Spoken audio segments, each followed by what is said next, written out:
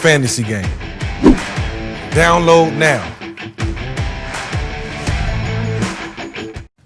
You know who this is. It's Mike Vick. This is not your typical fantasy game. Download now. I'm Trayvon Mullen, and welcome to Super Drive. This is Super Drive. No salary cap and no bull. What are you waiting for? Hit the download button. This is Floyd Money Mayweather. It's time to make some real money. Get a deposit bonus up to $500. Download now.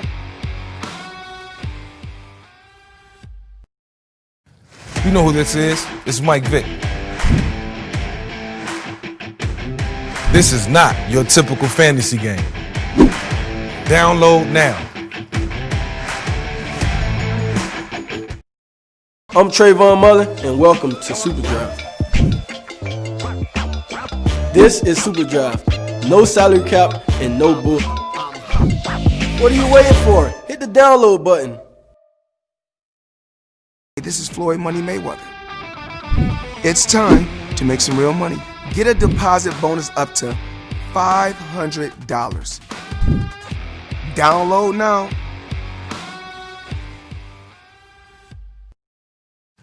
You know who this is. It's Mike Vick. This is not your typical fantasy game. Download now. I'm Trayvon Mullen, and welcome to Super Drive. This is Super Drive. No salary cap and no bull. What are you waiting for? Hit the download button. This is Floyd Money Mayweather. It's time to make some real money. Get a deposit bonus up to $500. Download now.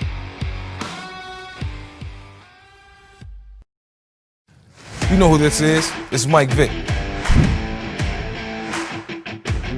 This is not your typical fantasy game. Download now.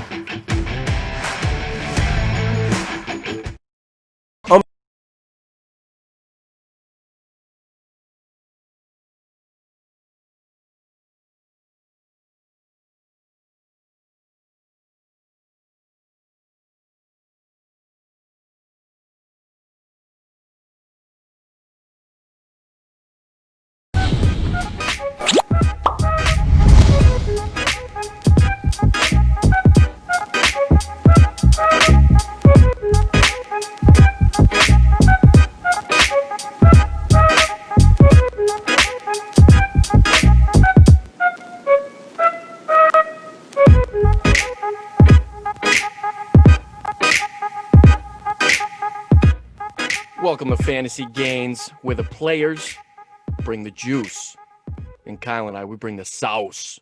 What's up, Kyle? How we doing? You're damn right we do. Football is back finally. It's been a long time. It's been all this NBA, NHL for a while. It is kind of weird with the NBA playoffs still going on, NFL seasons back, but I'm ready, and this is an all NFL show. So how did you feel Sunday watching football all day, wall to wall? How did you feel? It felt so weird just because of the no fans, how there was no lead up really. There was no preseason games. The training camp was pretty minimal. I'm a Patriots fan, so it was weird seeing a quarterback other than Tom Brady on the field. So it was kind of a weird experience, but it was fun. It's football, so. All right, look, Jor Staff is back. Let's go. Jor, we got Jor. Let's go, baby. Sorry about your Bucks. I got a little excited there. Sorry about your Bucks, but we got you covered. As Kyle said, an all NFL show today. We're going to start with a single game slate that features two teams. We're going to just start off here. It features two teams who totaled 19 points last week. That's not really fun. It doesn't get the juices flowing. And I was thinking, wow, 19 points last week. Offenses looked abysmal. You might want to look at some kickers for this. Jor's going to like this, but you can't look at kickers in this game when Cody Parkey just got signed. Austin Siebert is signed by the Bengals, after getting cut by the Browns last week. And Randy Bullock should never kick again, because some people might have had shameful. the Bengals team total over 7.5 in the second half, and that missed field goal would have hit that over. Some people might have had that, and I'm sure those people, whoever did, are allegedly very angry at Randy Bullock. But we're not going to go there. Don't blame him. He pulled his hamstring. Don't blame him, man. Pull this, pulled his Kyle. hammy. Pull this. I'm He still pulled his angry. hammy. Allegedly, I'm very angry about that. But anyways, let's get on track here. Who is your play for this Bengals-Browns, as exciting as this one's going to be for the single game slate? Well, Baker Mayfield struggled a lot this past week against Baltimore, and so the Browns going with Browns players makes me a little nervous with that. So I'm gonna go with our Bengals running back, Joe Mixon, who he's got a 1.3x multiplier this week, and for the most part last season he was pretty disappointing. Like, I personally drafted him in my season-long fantasy league, and I would know he had a lot of disappointing games. The only time he did not disappoint is when he faced the Cleveland Browns, where he actually had his 2 best games of the season last year against Cleveland, where in week 14, he had 146 yards and a touchdown. And then week 17, he had 162 yards and 2 touchdowns.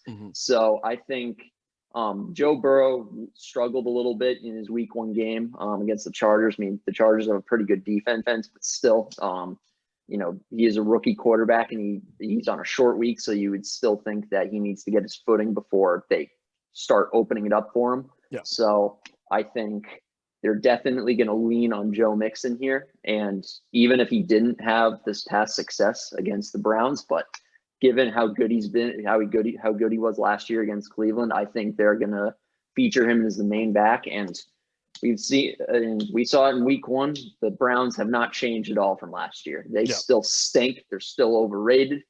And I think Joe Mixon is going to have a big night. And 1.3x, I love that value.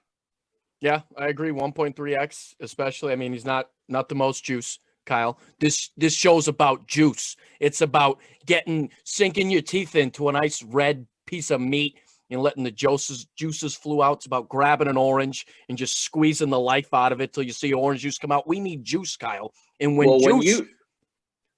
you have 100, when you're going to have 180 yards, you're going to have juice regardless of what your multiplier is. Oh, 180? All right, let's mark that. He's predicting 180 yards. 100 to 180, in that range. There you go. There's my prediction for you. All right. Well, I'm giving the people juice. I'm giving them something that they could grab onto, like a pair of love handles, all right? We're going Kareem Hunt of the Cleveland Browns at 1.9. Talk about juice. Put him in the champion spot. That's 2.85. I know Nick Chubb's there. I know Nick Chubb's great. I know he was wonderful last season. He's at 1.2, 1.8 in the champion spot. I like Hunt's juice a little bit better. Hunt last week out-touched Nick Chubb 17-11. I'm sure a lot of that had to do with game flow. They were down a lot.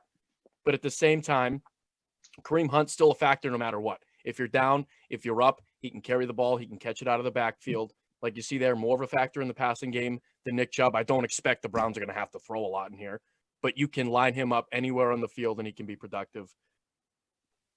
I have to read my writing. This writing is awful. Yeah, Kareem Hunt's 2-year extension. When he signed that extension, 2-year extension, $13.5 million, not a whole lot. You just thought that it was a little weary if you were going to draft Nick Chubb in season long or going to start him week 1, because you're not going to sign a guy you're not going to use. And if you're going to split touches with somebody, I would rather take the dude who can catch passes out of the backfield with a little extra juice than Nick Chubb. Now, last year in games against the Bengals, they played twice. Chubb out-touched Hunt 30-17, and Chubb was wonderful against this Bengals team last year. I'm going against the grain. 100% going against the grain. How do you like that? It's a bold move by you, sir, going against the grain with Kareem he's a really good player. I mean, when he was with the Chiefs, he was like one of the better running backs in the league. And I think The only thing I would disagree with you a little bit there is I think this is going to be a close game, even though I just trashed the Browns there a little bit. Yep. I still think this is going to be a pretty close game, and I think they want to rely on Chubb to run the ball. Yep. And I don't know if Kareem Hunt is going to be as big of a factor with, with it being a close game, and they want to. In Chubb, when they ran the ball last year with Chubb, that was when the Browns were at their best, not when Baker was throwing the ball and forcing it to Odell Beckham and Jarvis Landry. So I don't know. I like there's some potential with the 1.9x. I wouldn't personally go there, but yeah. All right. So here's what we're going to, you said 180 yards for Mixon, right? Is that total? What do you, total yards for Kareem Hunt? No, I'm going 15 touches. Ooh, 15 touches. How many yards? You have to give me touches. Don't equate to all right, total yards. Points, I'm going 85 total yards on 15 touches. Ooh. All right. That's not bad. And then if he gets a touchdown, 115 total yards, 15 touches, 5 touchdowns in a Super Bowl ring for the Cleveland Browns in week 2. How's that for a prediction, Kyle? There's a better chance that I get eaten by an alligator this evening than that. We can make that happen. I got a guy. I know a guy. Yeah, where's Jellyfish when you need him? Yeah, and Jellyfish isn't here, but Jellyfish can fly out to New England, and he can personally bring an alligator to my apartment. So yeah, this is a very easy pick. We both picked running backs, right?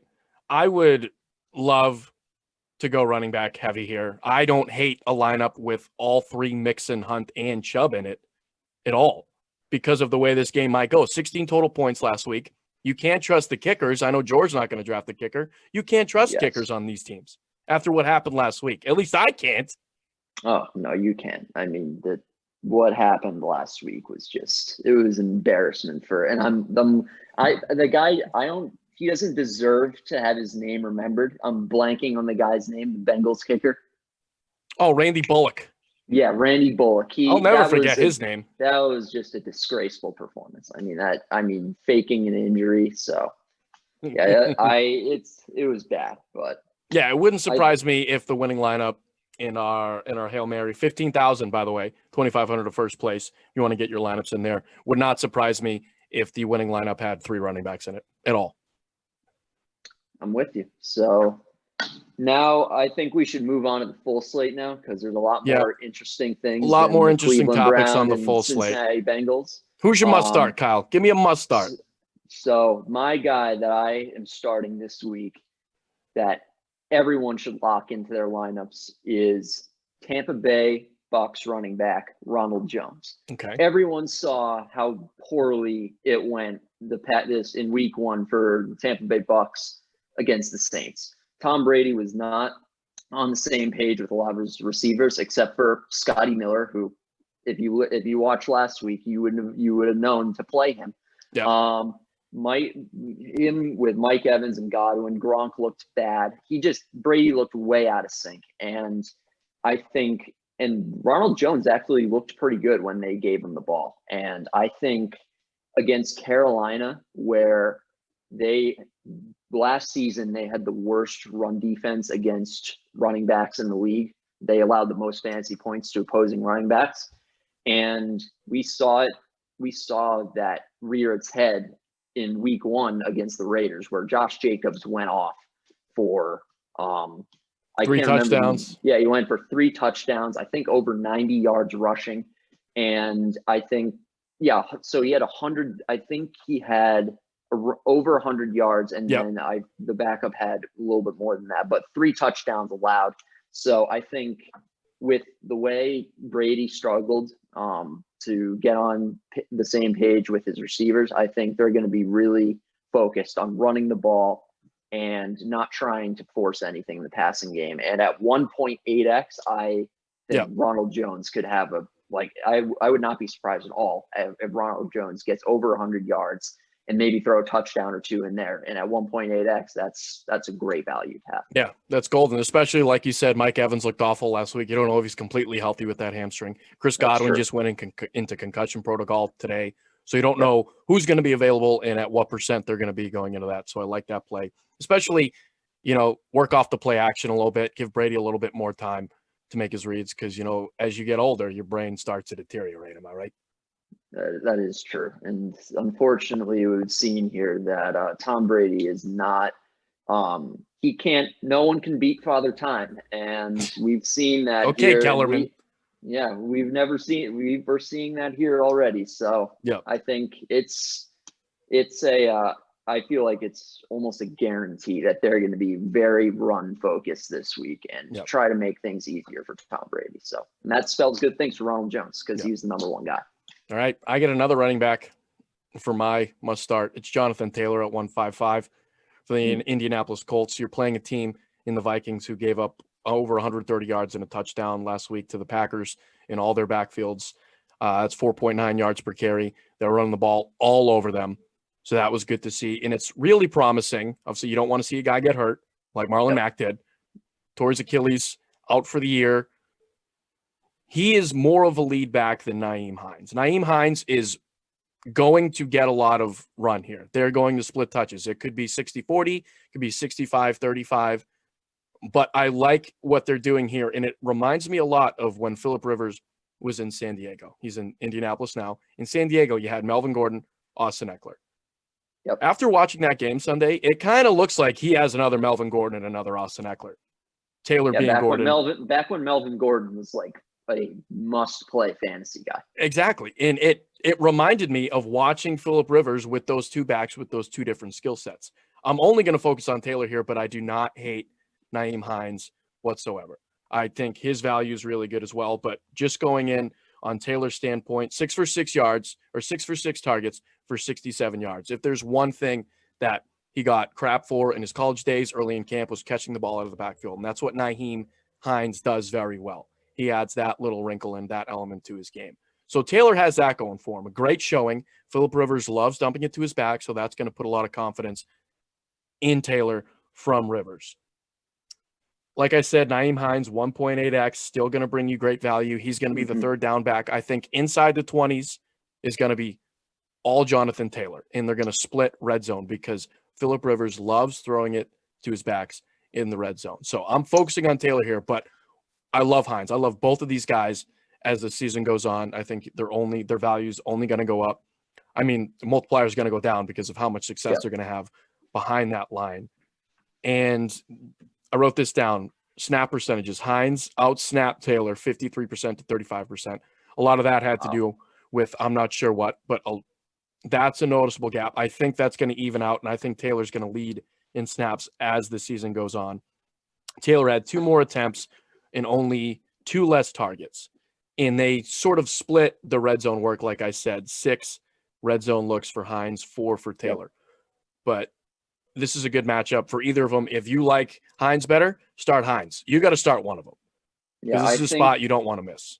Yeah, and you made the point about going forward of they're going to probably feature Jonathan Taylor more. I totally agree with that. I mean, they have a 2nd round pick invested in him. Yes. And so they want to be featuring him and to see what he has, especially now with Marlon Mack hurt.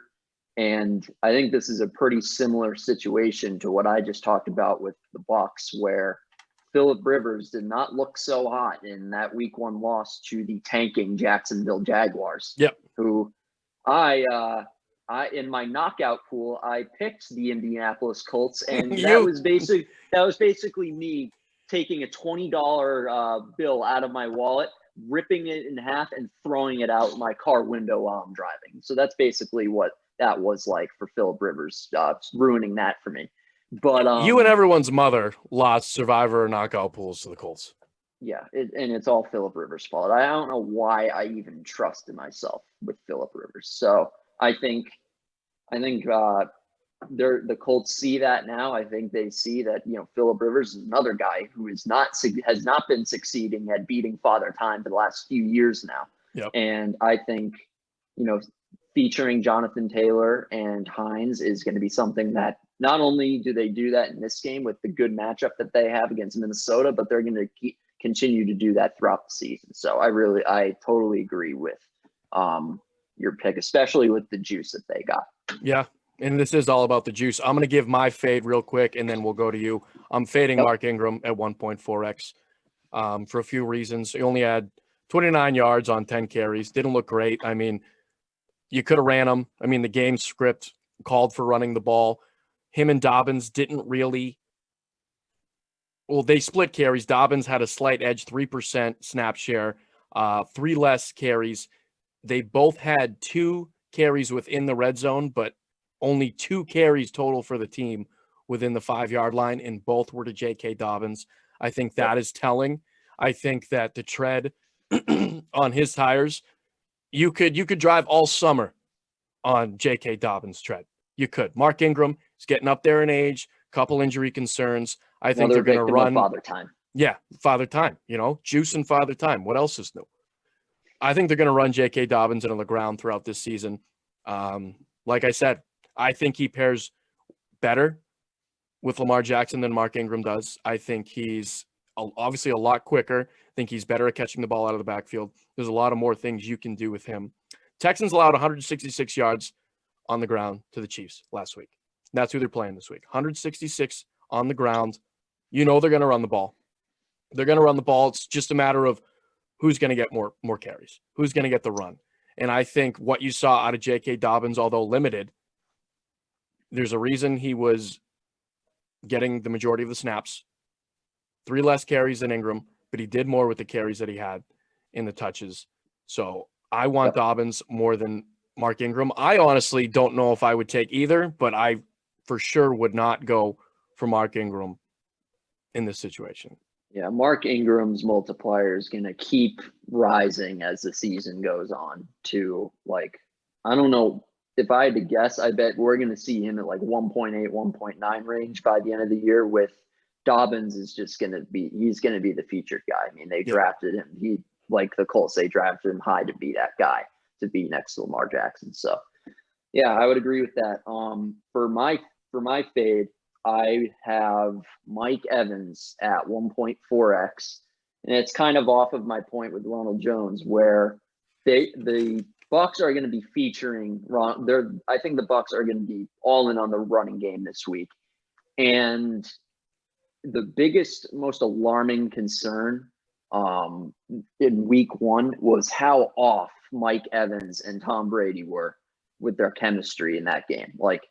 He only had 1 catch for 2 yards. He did get a touchdown at the end, but that was way in garbage time. Yep. And one of the most notable plays was early in the game. Brady threw an interception, and Evans and him were clearly not on the same page, where Evans stopped the route short and Brady threw it 10 yards over his head. And they clearly were not on the same page there. And Brady is a guy who is very concerned about having good chemistry with his receivers. So, and knows and he's going to only throw to guys that he can trust. Yep. And he's done that ever since he's done that all of his years in New England. It doesn't matter what guys are out on the field, whoever he trusts the most, he's going to throw the ball to.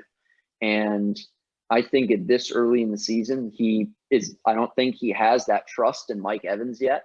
And we saw visual evidence of that. And I think he's going to be looking more towards Scotty Miller, OJ Howard. He looked more towards OJ Howard's way in the game against the Saints.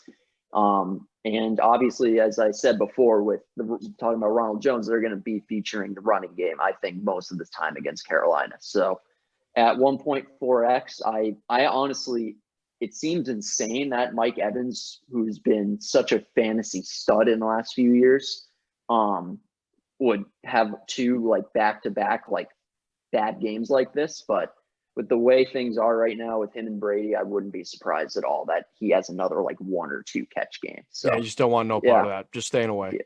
I would stay away from Mike Evans until Brady shows confidence in him, and you see that they have a good rapport together.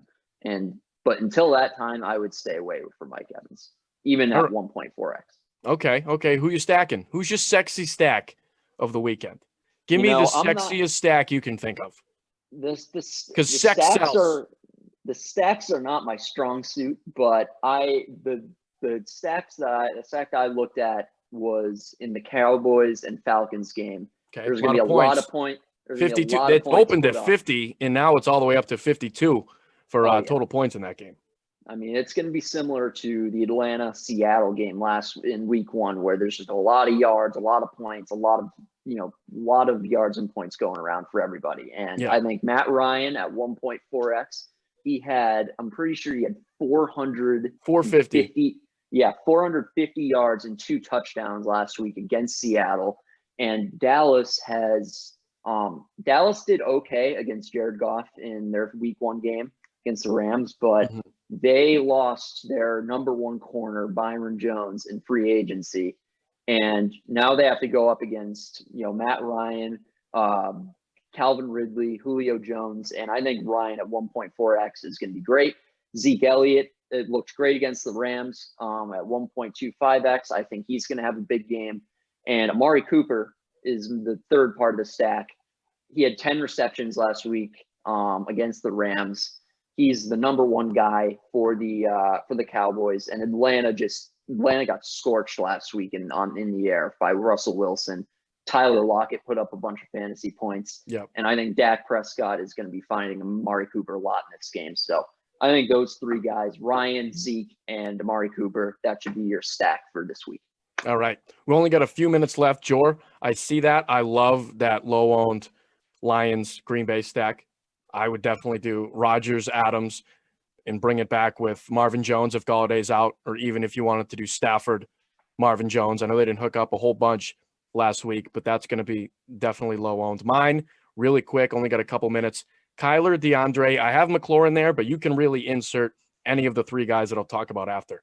Kyler and DeAndre Hopkins, DeAndre Hopkins, 14 out of 16 targets, 151 yards, Amazing. Just missed out on a touchdown.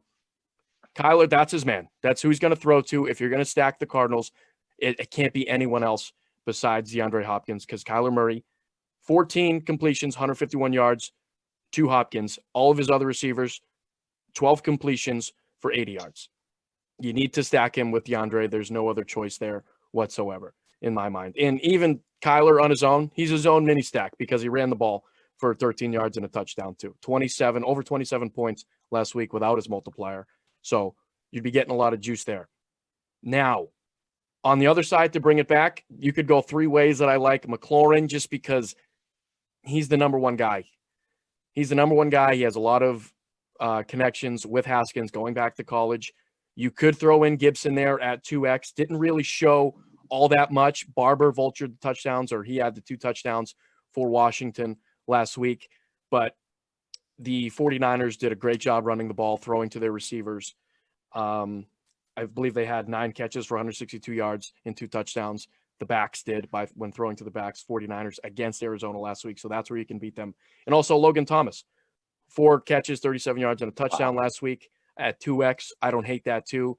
That's going to be higher owned or lower owned than your stack, but a little higher owned than the Lions and Packers stack we briefly talked about there. Gotcha. Yep. All right. Yeah, that does it. Yeah. I'm pumped for week 2. I'm not I pumped am for this too. Thursday night game, but I'm pumped for week 2. I know. It's great to have football back. I love it. All right, guys. We'll see you next week. For Kyle, I'm Squish. Let's stay juicy. Oh, that was so weird. Let's stay juicy. That's so corny. Just do it. Just stay juicy. Stay saucy. Just do whatever you got to do.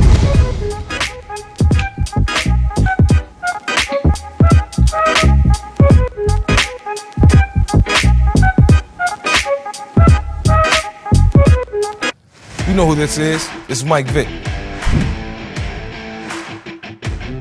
This is not your typical fantasy game. Download now.